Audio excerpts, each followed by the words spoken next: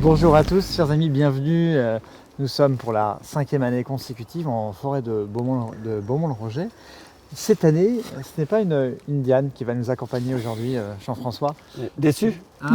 Non, déçu, un petit peu, mais bon, voilà, Ouais. écoute, on va essayer de faire quelque chose. Donc c'est Luc Alphand qui a accepté de répondre à un défi qu'a proposé Jean-François, qui est un défi un peu particulier, qui nous vient pas d'Écosse, mais qui nous vient de Normandie. C'est un McNab à la normande.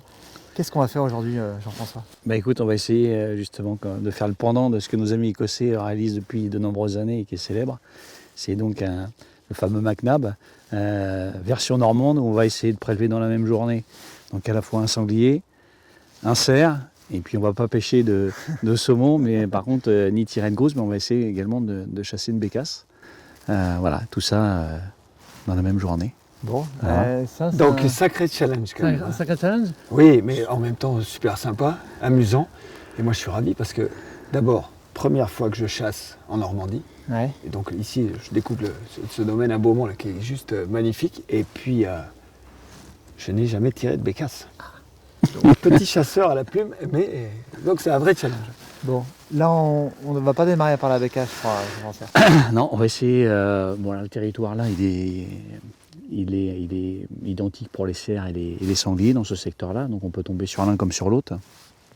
Donc, encore une fois, on va être aussi des chasseurs opportunistes. Hein.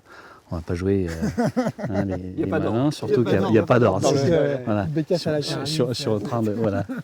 il n'y a pas d'ordre. Donc on va démarrer là-dessus et puis après, écoute, on rejoindra notre ami David qui nous attend avec son épagnol et puis on embrayera sur la bécasse. Bon, c'est parti. Allez, c'est parti. Ouais. J'ai hâte. Let's go. Allez. Parce qu'on a quand même un programme.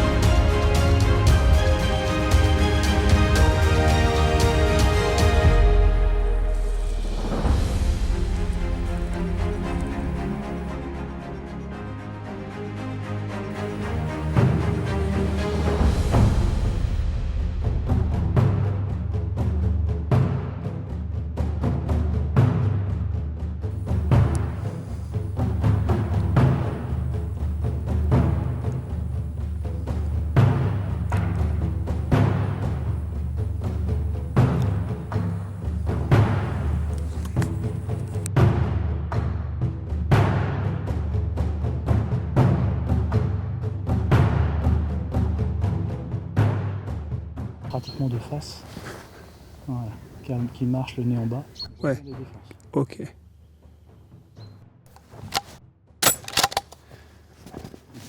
Quand tu veux.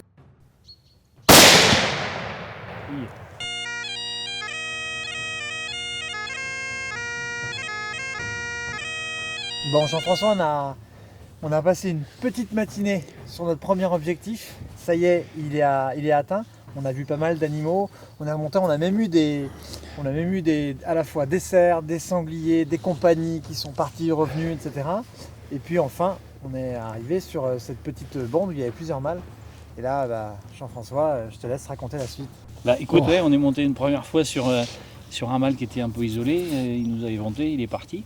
Et puis on entendait les animaux se battre, les sangliers se battent un peu plus loin. Et finalement on s'est décalé et il est presque venu sur nous. C'était assez sympa. Une première compagnie où il y avait un mâle là, que je t'ai montré. Ouais, exact. Ouais, c'était. Tu vois, dans la chasse, il y a les rencontres, Ouais. il y a les découvertes de territoires, et là, c'est incroyable. La densité d'animaux à l'approche comme ça, les forêts sont assez ouvertes, donc les animaux peuvent regarder loin.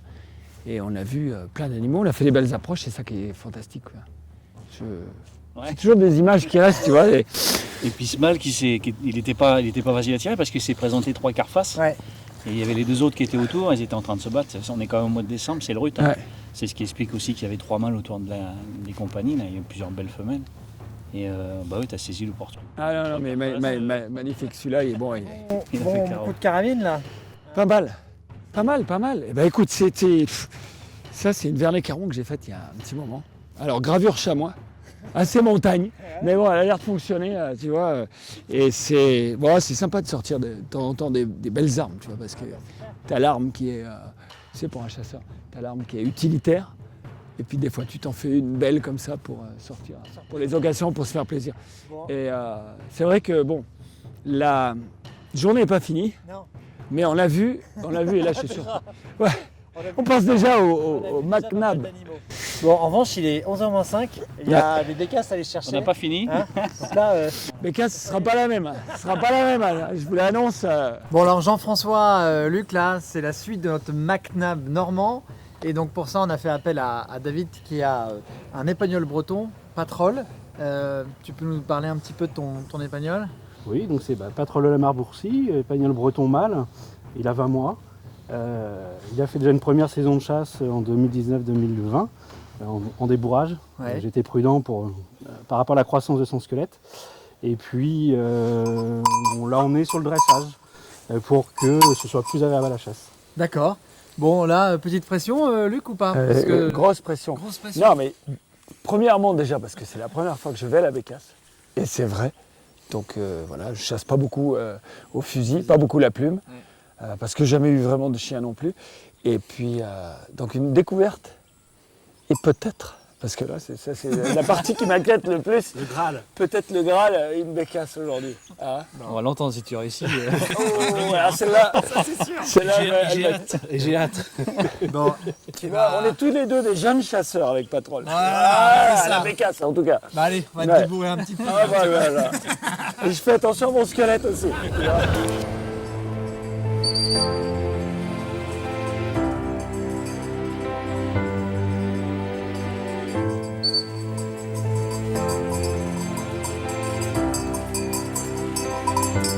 Je le vois pas, Patrol. Il est juste devant. Donc là, c'est dans le taillis. Ok. Faut que je me dégage une zone de tir.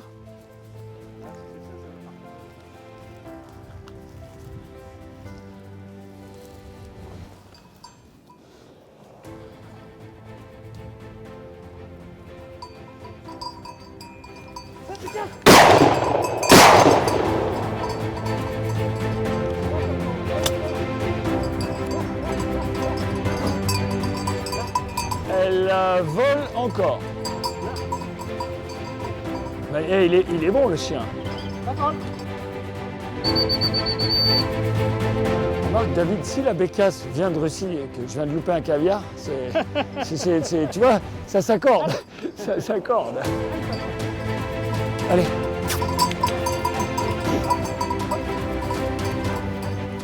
Le biotope, il est propice à la bécasse. Ça c'est le terrain alors le plus fougère, sous-bois. On est en bordure de forêt. Ouais. Il y a de la fougère, du taillis. Donc le riz, c'est propice à la bécasse. Je suis étonné qu'on a les frappes. Parce que la saison de la bécasse, elle commence avec le froid en fait. Oui, alors les premières migrations, c'est autour du 15-20 octobre. Déjà les premières. Ah, les premières. Sachant qu'il y en a quelques-unes qui sont sédentarisées en France. Pour Ah la ouais. reproduction. Mais D'accord. sinon, la reproduction. Et donc les bécasses, alors elles vont manger la nuit, sortent un peu. Ah oui, elles dans sortent, les prés. elles sortent des bois pour aller vermiller dans les prairies. D'ailleurs, c'est sur ces places, sur les prairies, généralement ils font de la reprise la nuit pour pouvoir les baguer. Donc avec une grande lampe et puis un grand filet et cloche. Et ils arrivent un petit peu à les éblouir finalement et quand ils arrivent à poser le filet dessus et puis après bon, ils pèsent, ils sexent, ils regardent l'âge et puis ils baguent. Il semblerait que les bécasses aient une certaine mémoire de leur lieu de migration.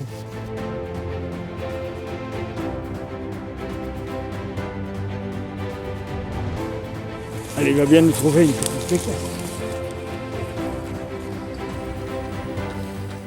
Tiens, là, d'abord, regarde lui. En face, tu vois la tête du chien? Donc il te donne la direction normalement où est l'oiseau.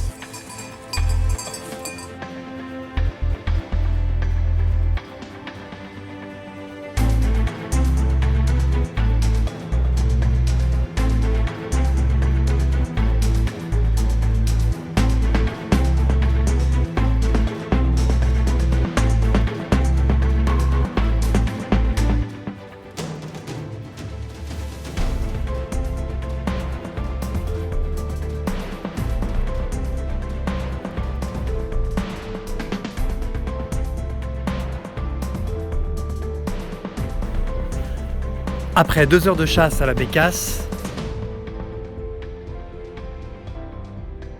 Luc ouvre son fusil.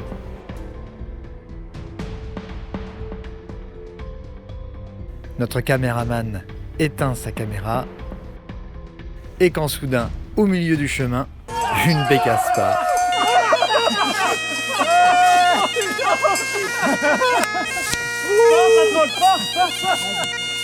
Patrol. Oh, tu l'as. Patrol. Patrol. Ça révèle.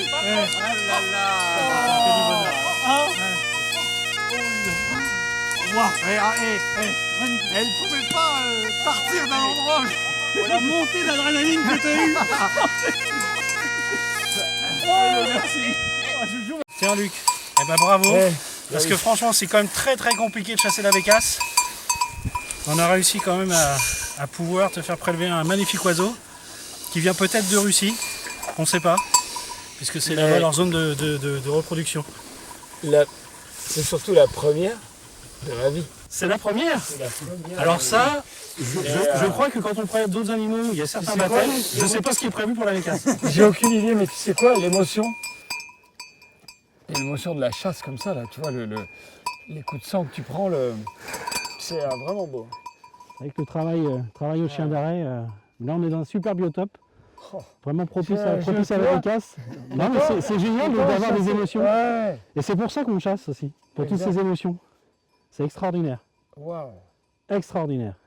Merci qui alors, David? Patrol.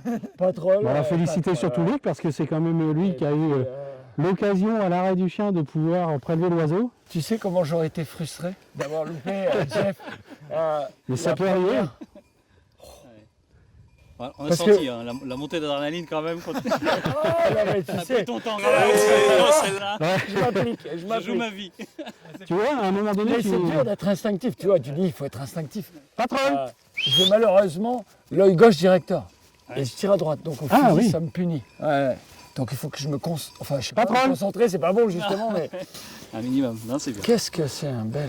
Et tu vois, tu me posais la question à un moment donné, est-ce qu'il peut y en avoir dans un endroit clair? Toi, quand on était en bout de la plantation, je dis oui, on pourrait très bien avoir au pied d'un arbre, dans un endroit tout à fait clair.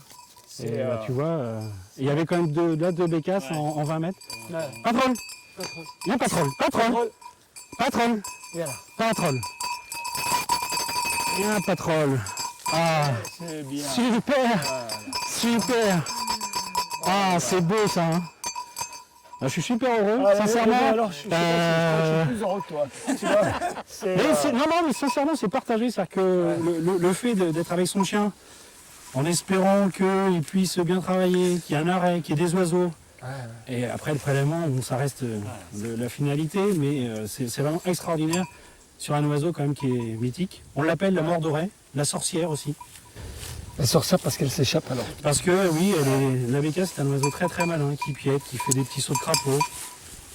Et puis c'est quand même la deuxième étape de notre McNab. Ben oui. Et c'est la deuxième étape. J'avais oublié pendant 2 minutes. C'est Il est 13h05. C'est 13h05. 13h05. Eh bien écoute, Non. ravi de partager ce moment avec vous tous, c'est exceptionnel. Un grand bravo. Bravo. Et bravo Patrol. Tu sais que c'était l'étape la plus dure où je vais jamais y arriver. Je vais jamais y arriver. Waouh. Tu sais quoi, c'est beau, tu sais. C'est un très bel oiseau. Et je te disais tout à l'heure, il y a une plume qui a intéressé beaucoup d'artistes, ce qu'on appelle la plume du peintre. Donc la plume du peintre, c'est une plume de pouce qui est toute petite. Alors David, pourquoi la plume du peintre? Alors la plume du peintre parce que justement elle était utilisée par des artistes pour pouvoir peindre leurs œuvres. Exactement. C'est celle-là. Voilà. Et c'est très rigide, très rigide. Et ça, je dirais, c'est vraiment une belle récompense. Ouais. Tu vois, jusqu'à un long moment, j'ai cru que la seule bécasse que j'allais avoir de la journée, c'était celle qui était dessinée là, tu vois, gravée ici. On a quand même eu de la rencontre, hein. On enlève quand même 6 bécasses élevées. C'est pas facile comme chasse. Non, c'est... Et encore, je trouve qu'aujourd'hui, elle tenait bien l'arrêt. C'est pas mal goupillé. Parce que parfois, elle s'envole à plusieurs dizaines de mètres, sans raison, même sans bruit. Et donc là, tu as les plumes du pin, donc là, c'est le Graal du bécassier. Voilà. Putain, je découvre tellement de trucs aujourd'hui. Mais je t'assure, j'avais beaucoup de stress aussi. Mais tu sais quoi, On sait que cette nuit, j'en ai même rêvé. Non. Oui, Ah, mais je suis c'est- très, très, très heureux pour toi. Sincèrement, voilà, c'est Et superbe. alors, merci. Ouais. Ah, le patrol, il a été bon. Bon, Là, il a fait son beau travail. la journée n'est pas terminée. Non. Où est-ce qu'on va partir là? Déjeuner? 3h05. Alors, on va pas jouer à ça parce que c'est quand même tendu. Hein. Écoute, on va essayer d'aller un peu sur le cœur de la forêt. 2-3 endroits, il y a des belles remises pour les cerfs. On a déjà vu des beaux On a déjà cerfs vu ce ça. matin. Ouais. Voilà. Hein. Alors, on n'est pas loin du McNab normand. C'est bien engagé. Tu sais, j'ai passé une étape difficile, comme un sprinter, tu viens de passer une colle et il dit allez, peut-être maintenant ça va aller mieux.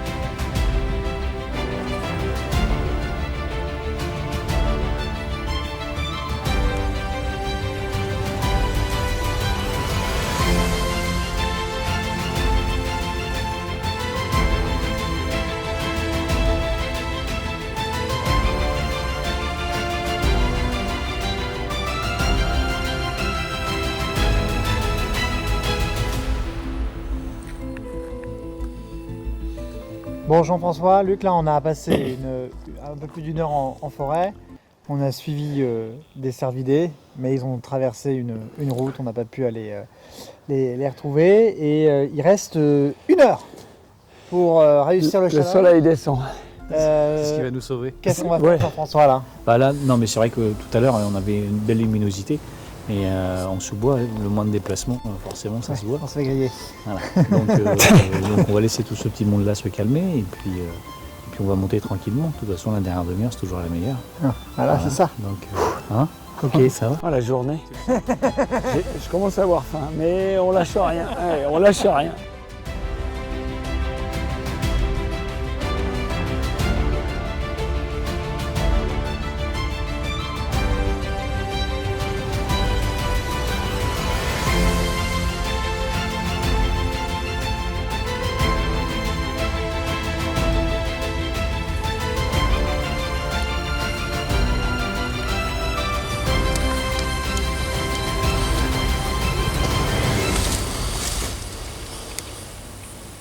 Attends.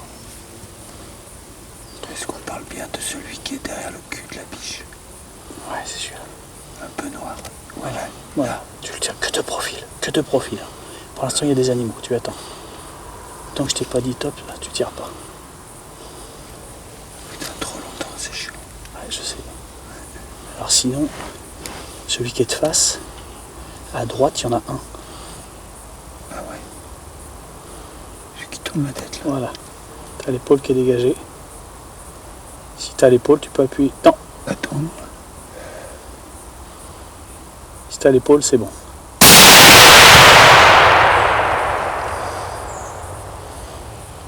Il n'a pas pris? Pas sûr qu'il n'ait pas pris. Pour moi, il prend. Luc vient de tirer un cerf et une harde de plus de 100 animaux filent dans le sous-bois. Le temps de marcher vers l'Anschluss et le soleil est déjà maintenant totalement couché. Quand, après 5 minutes de recherche dans l'obscurité, le voici, notre cerf. Bon, eh bien, ce McNab à la normande, jusqu'à la dernière minute, jusqu'au dernier instant, Jean-François, ça a été rude. Moi, j'y croyais presque plus à la fin. Et tu as changé un petit peu de stratégie sur ce qu'on voulait faire. Bah écoute, voilà. ouais, on a fait une très grande boucle, hein, parce qu'encore une fois, les animaux nous avaient vus. Donc ils surveillent toujours du même côté. Donc on a fait une grande boucle pour les reprendre par le haut. Et finalement, après, avec une diagonale, on est arrivé à proximité. Mais c'est vrai que l'heure avançait et c'était un peu limite. Et bon, voilà, l'avantage c'est qu'on avait un grand sportif avec nous. Waouh, à mais peu tu près sais droit, quoi, donc. j'allais dire, mais quelle putain de journée, tu sais Ouais. quoi, même le dernier tir, si tu veux, bon, peut-être il est parti, tu vois, et donc Ouais. tu dis, Ouais. allez, on l'a perdu, tu vois, et tout, tu passes par.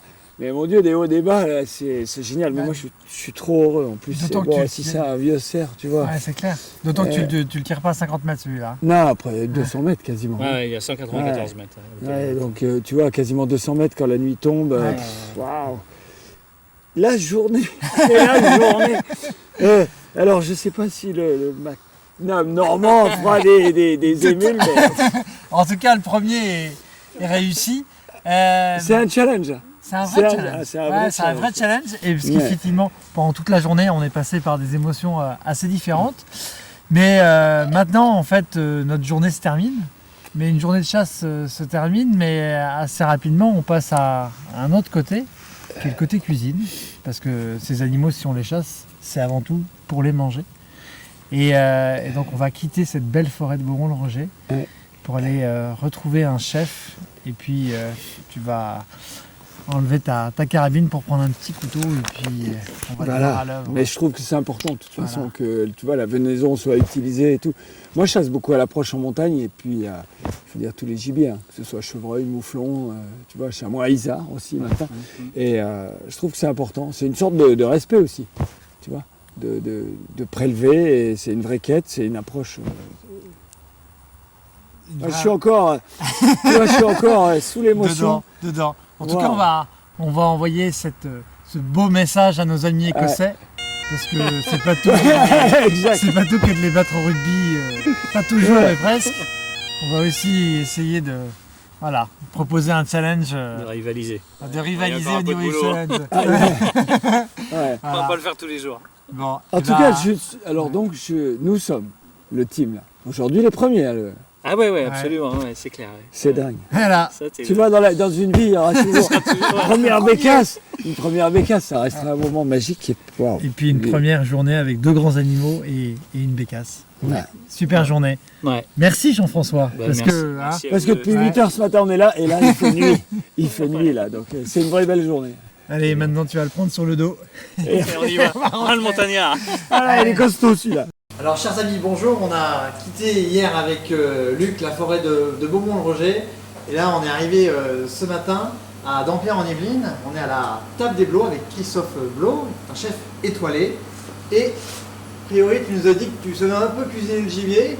Qu'est-ce que vous allez préparer avec Luc là, Christophe? Alors aujourd'hui, on va faire donc de la biche qui a été prélevée la semaine dernière à Beaumont. Donc une biche qui va être rôtie. On a des cèpes de Dampierre, de Rambouillet, de la forêt de Rambouillet. Voilà. Donc les filets, la veille, je les ai parés et je les ai mis à mariner dans l'huile d'olive. Un petit peu sel, poivre. Voilà. Et des herbes ou Non. que de l'huile d'olive. Que de l'huile d'olive, sel, poivre, c'est tout. Voilà. D'accord. C'est bon un peu là. Coloré, donc coloré, c'est. En fin de compte, on va marquer le gibier. Ouais. Le but, c'est de bloquer, de faire une croûte pour que le sang qui se trouve à l'intérieur reste à l'intérieur. D'accord. Après, on va préparer nos ingrédients. Donc, on va faire avec les légumes de saison. Donc, rutabaga, navet vert, salsifis, un petit peu de carottes. Et on va faire un petit chou farci avec que des légumes. Et on a prévu de faire un petit peu de salsifis. Voilà, salsifis, on va le faire frit. D'accord. Donc, on va récupérer le jus des cèpes. On va faire une petite sauce avec, que j'ai commencé à préparer. Voilà. Voilà, là, on va marquer nos viandes. On assaisonne. Le chouvet, on l'a préparé, on l'a lavé, on a enlevé la grosse côte et on va les ébouillanter. Donc de l'eau salée à l'anglaise. Mais là, on va faire un petit peu plus qu'ébouillanter quand même, comme le chou est. On va le cuire 2-3 minutes. Voilà, on revient sur notre biche. Voilà. Et là, on l'a marquée, donc elle est juste colorée. On assaisonne. Et là, on va mettre nos petits légumes à cuire. Donc nos petites carottes, les rutabagas, et puis un navet vert. Voilà.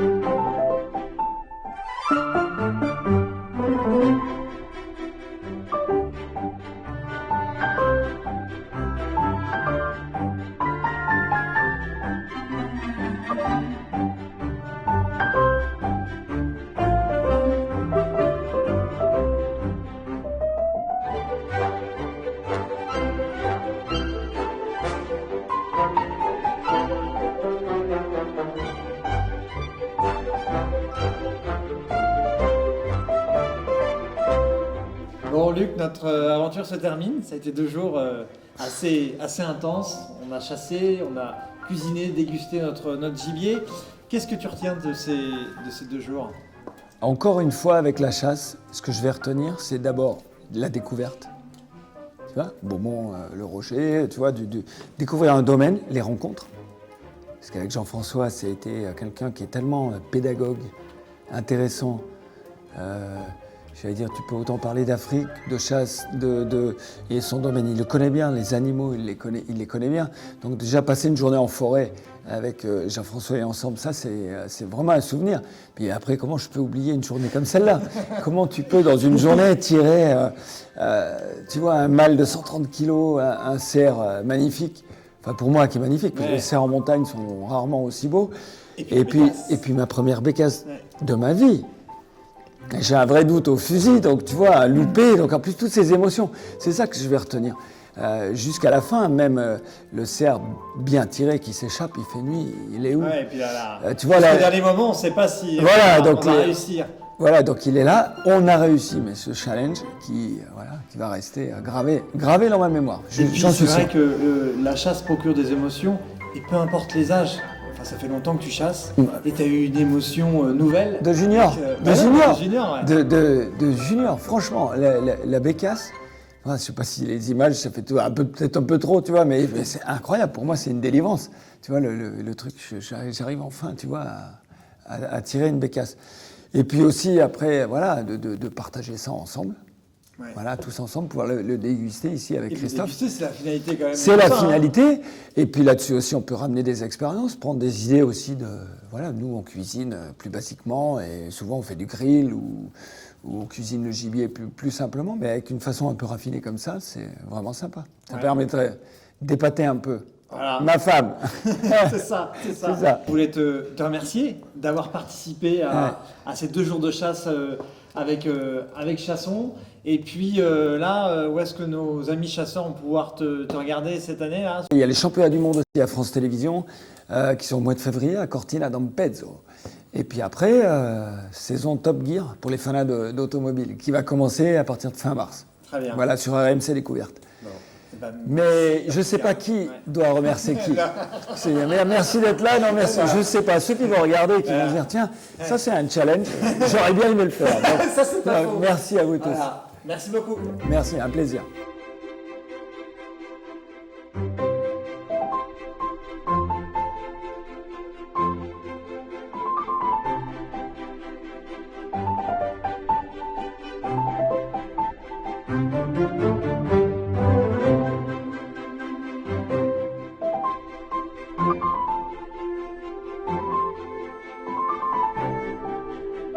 Bon Jean-François, on vient de passer 2 jours avec Luc et le challenge donc, est totalement réussi. Grâce à toi, c'est toi qui es à l'initiative de ce challenge. Qu'est-ce que tu vas retenir de cette expérience? D'abord que c'est pas facile. C'était quand même pas gagné d'avance. On a quand même ce massif qui est toujours aussi magique. Et il n'y a peut-être pas beaucoup d'endroits où on peut réussir ça dans la journée. Donc une charge émotionnelle importante.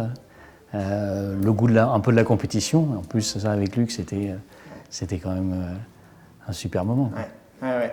Et tu voulais absolument justement terminer cette note de chasse par une note de cuisine. Pourquoi c'est si important de montrer ça à des chasseurs, mais aussi des gens qui regardent et qui ont regardé cette vidéo qui ne sont pas chasseurs? J'ai l'habitude de dire qu'on nous bassine un peu avec tout ce qui est bio, etc. On peut aller dans cette mouvance-là, j'ai rien contre. Et pourtant, on se rend compte qu'on a une difficulté de plus en plus croissante, notamment à trouver preneurs pour le grand gibier en France, pour la venaison. Alors qu'est-ce qu'il y a de plus bio que le gibier, hein? Il n'y a pas de vaccination, il n'y a pas d'antibiotiques. Et le fait de faire préparer cette venaison par un grand chef, qui nous montre en plus finalement une recette pleine de bon sens, relativement simple, que tout le monde pourrait faire. Donc je trouvais qu'il y avait un vrai intérêt à montrer ça. Et puis voilà, les Français mangeaient du gibier quand même. C'est ça, voilà. C'est ça. Et alors, bon, évidemment, il y a aussi des chasseurs qui ont découvert le territoire de Bourmont-le-Roger. On a chassé à l'approche, on a chassé devant nous la bécasse. Mais vous organisez également donc des chasses en battue, bien sûr, et puis des chasses au mois de septembre lors du brame. Oui, toujours pareil. C'est vrai qu'on fait quelques chasses à l'approche. On aime bien laisser vieillir à la fois les cerfs et les grands sangliers. C'est vrai qu'il n'y a pas beaucoup de territoire, surtout pour les grands sangliers où ça existe. On a une vraie politique de gestion par rapport à ça. D'ailleurs, on en a vu encore quelques-uns hier. Hein. Et voilà, on essaie vraiment de faire du qualitatif, de tirer vers le haut, de laisser vieillir nos animaux, que ce côté passionnel et gestionnaire soit toujours présent. On a accueilli des dianes pendant 4 ans. Cette année, c'est Luc Alphand avec un challenge totalement innovant, le MacNab normand. Qu'est-ce que tu nous prépares pour l'année prochaine? Écoute, je sais pas, tu sais bien que je fourmille d'idées, ça bouillonne toujours. C'est vrai que nos dianes, ça a toujours été des moments assez sympas, elles étaient sympas, ces petites nanas, on a passé des moments agréables. Luc, moi je suis épaté par le personnage, hein, évidemment, au-delà de l'icône sportive qu'il représente. Une très grande simplicité, super accessible, très sympa. C'est quand même un mec, son palmarès au ski, on n'en parle plus. Il a quand même fait 11 fois le Paris-Dakar, il a gagné le Dakar, il a fait 8 ou 10 fois le Mans. Et donc, au niveau charge émotionnelle, je pense qu'il avait quand même eu sa dose. et voir son bonheur sincère, notamment quand il a prélevé la bécasse. Je veux dire, c'est génial. Ça veut dire que, d'abord, d'une part, il n'est pas blasé, ça c'est quand même génial. Et puis, ça veut dire que la chasse continue à procurer ses émotions. Malgré toute l'histoire qu'on peut avoir, il se passe vraiment quelque chose à la chasse. Ouais, c'est clair. Et c'est bien, encore une fois, de mettre tout ça en avant. C'est la période de Noël et là c'est presque un super conte de Noël qu'on a vécu. C'est clair. Bon, en tout cas, un grand merci. Et puis, on vous donne rendez-vous l'année prochaine pour d'autres aventures. Voilà. Je te promets qu'on y travaille. Donc, on a passé nos petits choux qu'on a farcis avec le rutabaga, les carottes, il y en avait. Voilà, on va le poser. Donc, je te laisse mettre l'autre. On va mettre un tout petit peu d'huile d'olive pour donner un petit peu de brillant à nos cèpes. Voilà. Maintenant, on va mettre le salsifis. On va le poser sur le petit chou. Là.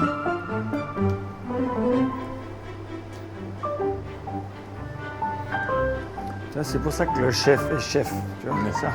On va mettre. Si tu veux mettre un petit cèpe. Voilà.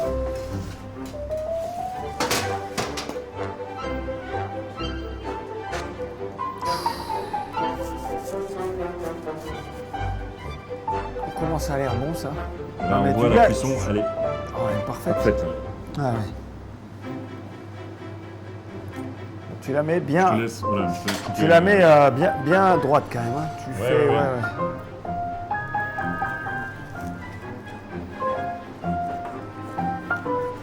Bien sûr, pourquoi c'est moi qui ai pris la fonte, hein? Là, j'ai pas eu. Pas de chance, j'ai eu la bûche cassée là. On va mettre un handicap. Pour mettre un handicap.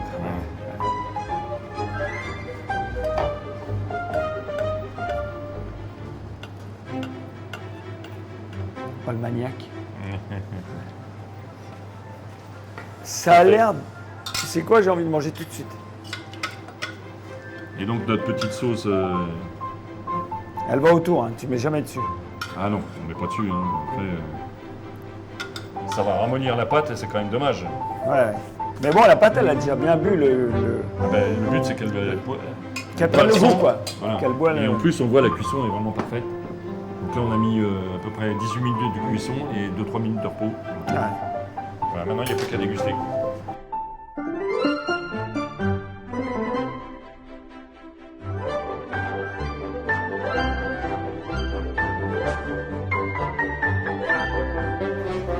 Le cèpe, on le sent vraiment bien.